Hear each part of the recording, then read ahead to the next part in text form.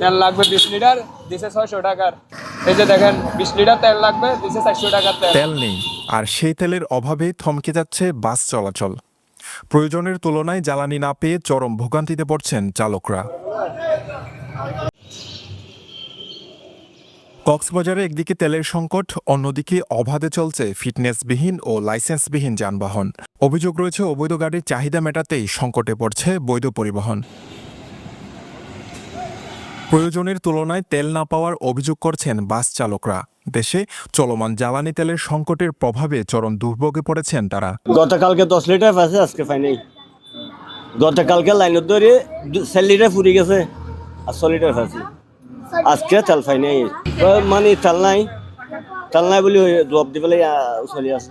Bus terminal এলাকায় গিয়ে দেখা যায় ভাঙাচোরা ও ঝুঁকিপূর্ণ অনেক যানবাহন চলছে অবাধে, যেগুলো দেখে যাত্রীদের মাঝেও তৈরি হচ্ছে আতঙ্ক।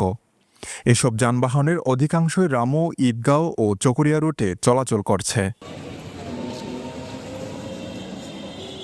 তবে বাস চালকদের দাবি, তারা বৈধ কাগজপত্র নিয়েই নিয়ম মেনে গাড়ি চালাচ্ছেন। এখন হচ্ছে আমরা ঠিকভাবে আপনার তেল পাচ্ছি না, এবং যারা এখন অবৈধ গাড়ি চলতেছে, অবৈধ গাড়িতে আপনার ডকুমেন্ট ঠিক নাই, ফিটনেস ঠিক নাই, টেস্ট টোকেন ঠিক নাই, লাইসেন্স ঠিক নাই।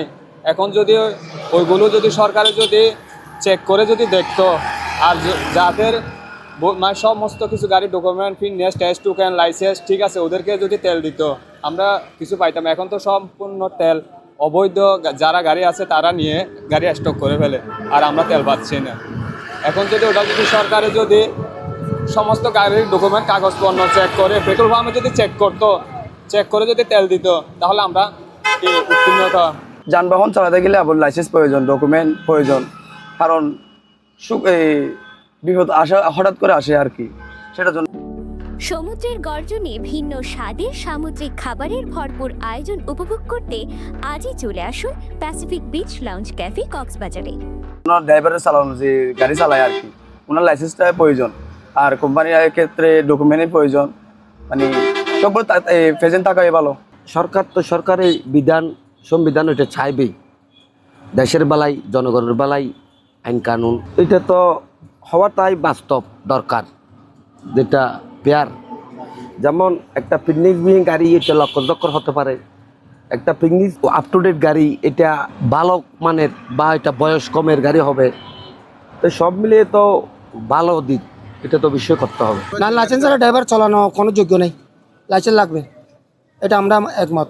দুর্ঘটনা বেশি হয় এটা আল্লাহর হুকুম, হঠাৎ করে একটা ড্রাইভারের চাই না দুর্ঘটনা হোক, এটা আল্লাহর হুকুম হয়ে যায়। একটা ড্রাইভারের চাই না একটা পেপারও মারার জন্য, একটা ড্রাইভার চাই না। তেলের সংকট মোকাবেলা এবং জনদুর্ভোগ কমাতে কক্সবাজার জেলা প্রশাসন ফিটনেসবিহীন ও অনুমোদনহীন সব ধরনের যানবাহনের চলাচলের উপর নিষেধাজ্ঞা জারি করেছে। গণবিজ্ঞপ্তিতে ড্রাইভিং লাইসেন্স ও হেলমেট ছাড়া মোটরযান চালানো থেকেও বিরত থাকার আহ্বান জানানো হয়েছে। একই সঙ্গে ফিটনেসবিহীন ও অবৈধ যানবাহন নিয়ে সড়ক ও মহাসড়কে চলাচল না করার নির্দেশ দেওয়া হয়েছে। নিষেধাজ্ঞা অমান্যকারীদের বিরুদ্ধে কঠোর আইনগত ব্যবস্থা নেওয়া হবে বলে জানিয়েছেন প্রশাসন। বিশ্বজিৎ মল্লিক, পেনোয়া নিউজ।